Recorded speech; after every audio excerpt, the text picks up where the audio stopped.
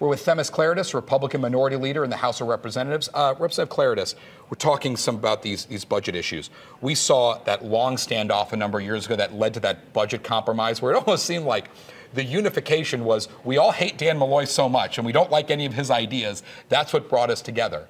There was never a wing of the Democratic Party for Dan Malloy, so you're kind of able to do that. Does it feel differently right now with Ned Lamont, with the way maybe those factions are growing, with what a budget coalition might look like? I will say this, I've known Governor Lamont for a little while. He's a nice man, and I think he's been open to conversations. The problem is you can't sit there and say, I'm open to conversations, like they said yesterday after a Prioritized Progress press conference, but then put in 3 bills, all have tolls, that come out of the Transportation Committee, unanimously down the line, party line Democrat, and then you hear the speaker say, I don't know what towns are upset about. Right. There's not even a proposal. There's either a proposal or there is not a proposal. But doesn't the governor have a right to put out his proposals? He has a right to do that, doesn't he?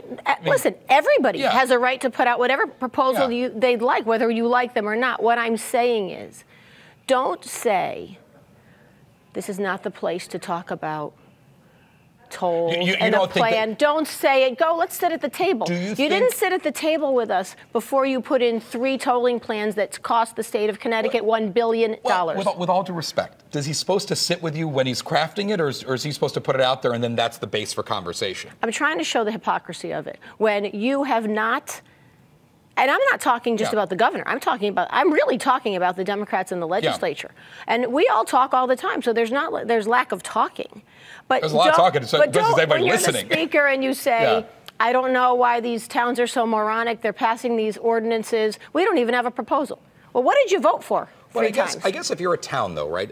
I'm playing devil's advocate here, so bear with me on this. If you're a town, right, and you don't want tolls, you don't want your residents paying for tolls, but there's maybe you got 2 or 3 bridges in your town that haven't been fixed in 40 or 50 years, and they've just never made it onto the bonding commission list for whatever political reason. Doesn't the revenue then from tolls end up going to fix those bridges, replacing them? And then if the town said, well, we didn't want tolls to begin with, isn't that kind of a nonsensical discussion then?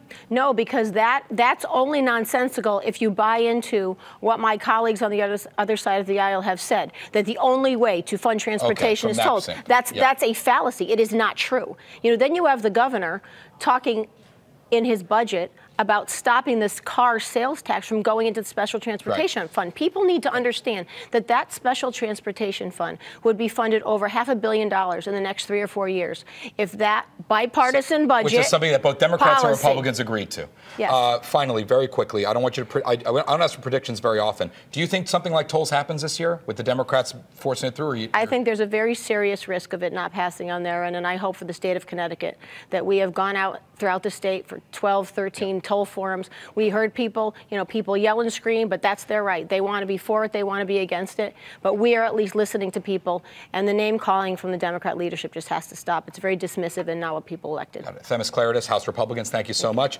Face the Facts with Max Reiss every Sunday at 10 a.m. on NBC Connecticut.